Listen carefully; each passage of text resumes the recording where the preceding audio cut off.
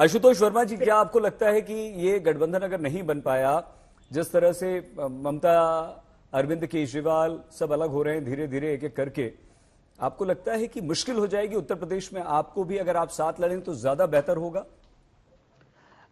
देखिए सही जी, ऐसा है कि बहुत बातें हो रही हैं इंडिया अलायंस की, और ये ठीक है, स्वाभाविक है। 6 महीने पुराना गठबंधन बना है, उसमें अगर कोई जाता है तो वो गठबंधन का नुकसान करता है। लेकिन अगर वास्तविकता देखी जाए कि 2014 के बाद से एनडीए की स्थिति क्या है, एनडीए में 22 ऐसी पार्टियां हैं कि जो मोदी जी के प्रधानमंत्री बनने के बाद लगातार चलती चली गई।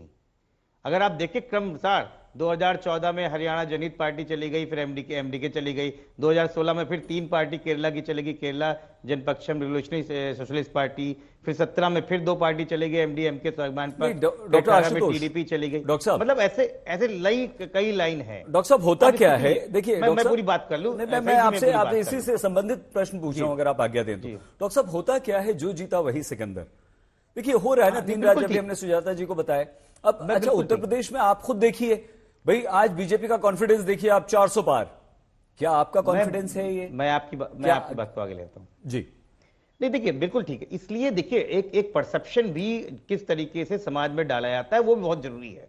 अगर आप लगातार ये बोलते रहेंगे कि इंडिया गठबंधन में टूट हो रही, तो जनरल परसेप्शन क्या जाएगी, इंडिया गठबंधन टूट हो रहा है। लेकिन 22 पार्टियां, मतलब एक समय था, नीतीश कुमार जी ने खुद कहा कि एनडीए रहा कहां, एनडीए को तो हमने बनाया था अटल जी के समय, उसमें तो कोई कुछ बचा नहीं है। आज वो पार्टियां है ही नहीं मोदी जी के साथ में। लेकिन परेशानी उनको है कि इंडिया गठबंधन को तोड़ने की वो सारी कोशिशें कर रहे हैं। आज भी उत्तर प्रदेश में जो 2 घटक दल हैं वो आपस में लड़ाई कर रहे हैं। आज भी बिहार में जो 2 घटक दल हैं वो लड़ाई कर रहे हैं। अभी कांग्रेस की प्रवक्ता ने कहा कि शिवसेना, शिंदे ग्रुप और भारतीय जनता पार्टी में गोलीबारी चल रही है, लेकिन उसकी बात नहीं हो रही देश में। और ये एक मुश्किल बात हो रही है डॉक्टर आशुतोष, लेकिन चक्कर ये है, दोनों प्लेटफॉर्म को बात हो रही है सर। डॉक्टर साहब, दोनों चीजों को साथ में रखा जाए। डॉक्टर साहब, ये देखिए परेशानी यही है, परेशानी ये कि उनके जा रहे हैं टूटकर, फिर भी उन पर कोई फर्क नहीं पड़ता। मोदी ब्रांड बनते जा रहे हैं और मजबूत से मजबूत, स्ट्रांग से स्ट्रांग ब्रांड बनकर उभर रहे हैं हर दिन। मैं अपनी बात हर दिन के साथ मैं आ रहा हूं सर, मैं आपसे वही समझना चाह रहा था कि देखिए मोदी तो बड़े ब्रांड बनते जा रहे हैं। अब उत्तर प्रदेश में एक मौका आपको मिला था कि कांग्रेस, आप, आरएलडी सब मिलकर, बहुजन समाज पार्टी को आपके नेता कहते हैं कि भाई गारंटी कौन लेगा मायावती जी की, तो एका तो दिख ही नहीं रहा ना आप लोगों में। कैसे जनता विश्वास करे? परसेप्शन तो आपके खिलाफ जनता में, आप ही जनता को ये संकेत दे रहे हैं कि बनाइए परसेप्शन, हम साथ में नहीं है। ठीक है, मैं एक बिना रोक टोक अगर 10-20 सेकंड दे दे तो मैं पूरी बात कर लूं। नहीं, 40 सेकंड लीजिए आप प्लीज। ठीक, देखिए बड़े ब्रांड बन रहे हैं। आपने बोला इस देश को ब्रांड की नहीं, इस देश को नेतृत्व की जरूरत है। 1977 में यही गलती किसी ने करी थी और उनको लगा था कि इंडिया इज इंदिरा। और उस समय भी मैं सईद जी आपको बताऊं, अगर आप ये लोग पीछे जाएं तो जनता पार्टी का जब गठन हुआ था, उसके अलावा भी 26 पार्टियां, कांग्रेस जनता पार्टी के अलावा 26 पार्टियां और थी जो चुनाव अलग अलग तरीके से लड़ रही थी। और हुआ क्या, ना ब्रांड बचा, ना कोई एक सीट बची। उत्तर प्रदेश की 85 की 85 सीटें उस समय थी, वो हार गई। तो घमंड अगर कोई आदमी ये सोच ले कि वो देश के ऊपर ब्रांड बन के चलेगा तो नहीं हो पाएगा। और ये दुनिया देख रही है, जिस प्रकार से चुनी हुई सरकारों को तोड़ा जा रहा है, जिस प्रकार से चुने हुए मुख्यमंत्री को जेल भेजा जा रहा है, क्या देख नहीं रही जनता? तो जनता सब देख रही है। और मैं उत्तर प्रदेश की बात कर दूं, बस 2 सेकंड और दीजिए। बार बार ये बोला जा रहा है कि समाजवादी पार्टी ने 11 सीट दे दी। देखिए हम बहुत क्लियर कर दें, समाजवादी पार्टी ने कहा है बहुत सौहार्दपूर्ण वातावरण में हमने 11 सीटें फाइनल की हैं। अगर कांग्रेस का पार्टी उसके ज्यादा सीट लेना चाहती है, वो अपना विनिंग कॉम्बिनेशन बताए, हम ज्यादा भी देने को तैयार हैं, इसमें कोई परेशानी नहीं है। तो अब तक 11 सीटें फाइनल हो चुकी हैं जो कांग्रेस के लिए गई हैं। तो कंफ्यूजन कहीं नहीं है। कंफ्यूजन भारतीय जनता पार्टी को रोकने के लिए समाजवादी पार्टी हर वो चीज करेगी जहां से उसको रोका जा सकेगा। और आप 24 तक इंतजार कीजिए। आ रहे हैं सुजाता जी आपके पास, क्योंकि एक रिएक्शन सभी का ले लें, उसके बाद आपका नंबर आएगा मैम। लेकिन डॉक्टर आशुतोष, आप में तो क्लैरिटी नजर आती है, लेकिन जिसके लिए सीट आप ऑफर कर रहे हैं कांग्रेस, उसकी तरफ से तो जवाब भी नहीं आता है। वो तो कहता भी नहीं है, कहती भी नहीं कुछ। ठीक है, कोई बात नहीं। पुरोहित जी, क्या आपको लगता है ईमानदारी से सर, कि अकेले लड़कर आप उतने मजबूत बंगाल में बीजेपी से नहीं लड़ पाएंगे।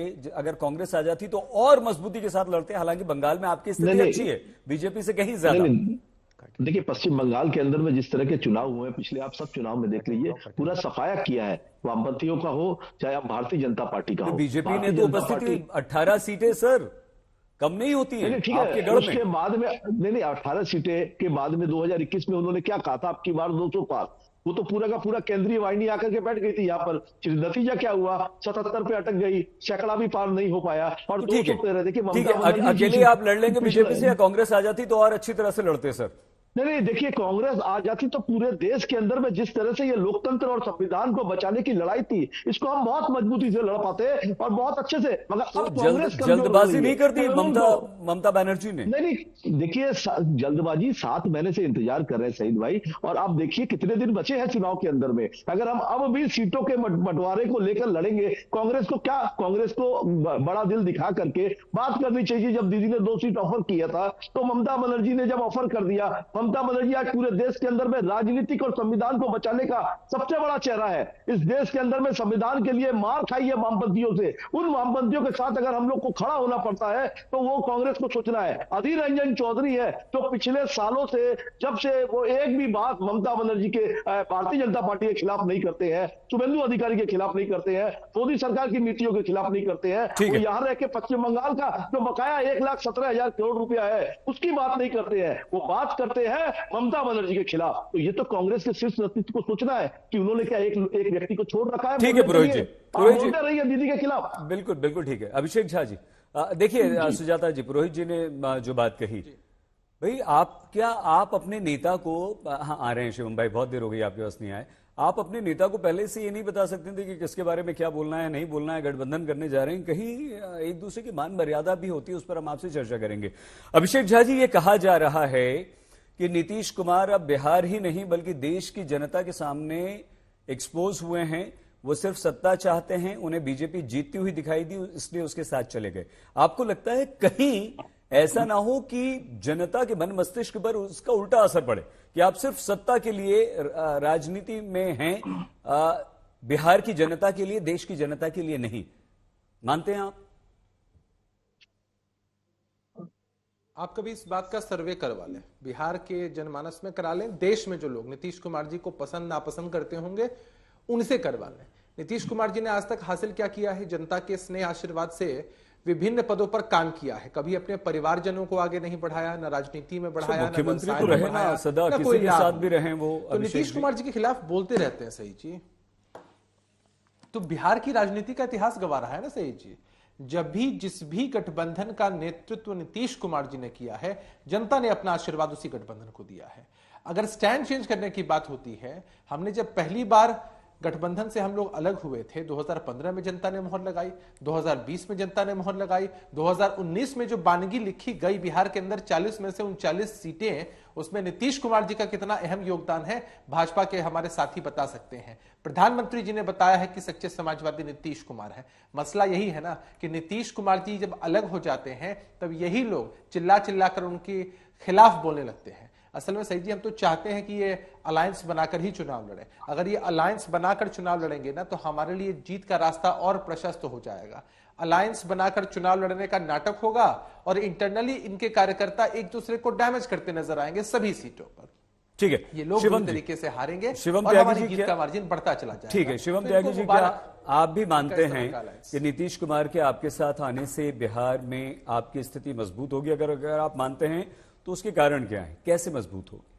देखिए, बिहार में इसमें कहीं कोई दो राय नहीं है कि नीतीश कुमार जी लंबे समय से मुख्यमंत्री रहे हैं, तो कहीं ना कहीं जनता में उनकी पकड़ है। मैं मानता हूं कि जब कोई भी व्यक्ति आकर गठबंधन में जुड़ता है तो ताकत बढ़ती ही है, इसमें कहीं कोई दो राय नहीं है। लेकिन कुछ सवाल जो बड़े इंटरेस्टिंग यहां पर कहे गए, मैं सबसे पहले तो समाजवादी को कहना चाहता हूं और इंडिया अलायंस को शुभकामनाएं देना चाहता हूं कि 2024 के चुनाव से पहले 11 सीटों पर जमानत जब्त कराने के लिए बहुत बहुत शुभकामनाएं। 11 प्रधान नहीं जिता सकती इस समय कांग्रेस जो है उत्तर प्रदेश में, आप उनको 11 से ज्यादा देने को तैयार है। कह रहे सौहार्दपूर्ण माहौल में हमने उन्होंने 11 सीटें ऑफर करी, साथ में बैठे नहीं, ज्योतिषी हो गए साथ में नहीं, शिवम भाई आप ज्योतिषी हो गए। ये ऑन ग्राउंड क्या रियलिटी है। झटपटा क्या है कांग्रेस का आधार बताइए, आप मुझे बताइए। इनकी जो महासचिव है, बीजेपी की बात कीजिए ना, नहीं मैं उस पर भी जेडीयू बीजेपी और जेडीयू के बारे में जो सवाल पूछने पूछिए, लेकिन उन्होंने जो सवाल उठाए मैं उस पर जवाब दूंगा। आपको मौका मिला आप अपनी बात कीजिए। अपनी भी बात करूंगा, लेकिन ये इनकी रियलिटी है। इसके अलावा कहा गया कि देखिए देश के सामने वो अगर मेरी पार्टी पर आक्षेप करेंगे, मेरी सरकार पर, तो मेरी जिम्मेदारी बनती है उसका जवाब देना।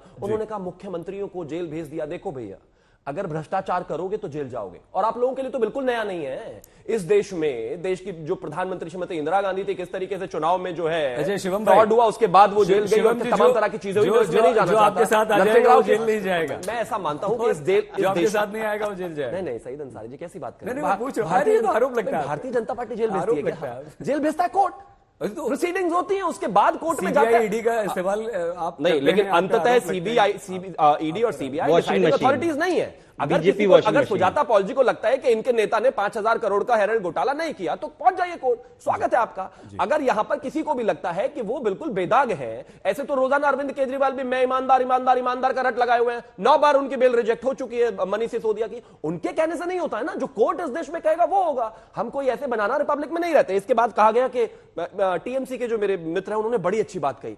कहते कि मजबूरी में हमें कितना बुरा लगता है कि जिन लेफ्ट वालों से ममता दीदी ने लाठियां खाई, हम उनके साथ खड़े। इनका दर्द देखिए, डर इसे कहते हैं जो एक दूसरे के खिलाफ लड़कर लाठी खाकर यहां तक पहुंचे। नरेंद्र मोदी जी के डर से आज इकट्ठे खड़े हुए हैं चुनाव में, क्योंकि वो जानते हैं कि उनके हालात 2024 में क्या होने वाले हैं। क्लैरिटी सबको है, पता सबको है। सब दूसरी पार्टी के स्पोक्सपर्सन से उनकी मजबूरी है उनको डिफेंड करना, but they know they are defensible. आ रहे हैं वो जानते हैं इस बात को। और मैं एक और चीज कहना चाहता हूं, सुजाता जी आप ही का नंबर है। कांग्रेस से डरना नेचुरल नहीं, ये बता दें मैं बोला एक मिनट आ रहे हैं। कांग्रेस से डरना या राहुल गांधी या फिर गांधी खानदान से डरना इनकी मजबूरी नहीं है, ये एक नेचुरल प्रोसेस है। मैं एग्जांपल देता हूं। अभी तो मोदी और बीजेपी से डर रहे हैं सब। वो तो इनको जीवन भर डरना पड़ेगा। लेकिन एग्जांपल मैं देता हूं, इस देश में चाहे वो चंद्रशेखर हो, चाहे वो वीपी सिंह हो, चाहे वो आई के गुजराल हो, चाहे वो चरण सिंह हो, तमाम लोगों की सरकार है, चाहे वो देवेगौड़ा, कैसे कांग्रेस ने गिराई देश जानता है। सुजाता जी, तो आशुतोष जी और तमाम पार्टियों को डर है कि पता चला मिल गए इनके साथ तो हमारा भी बनता धार न कर।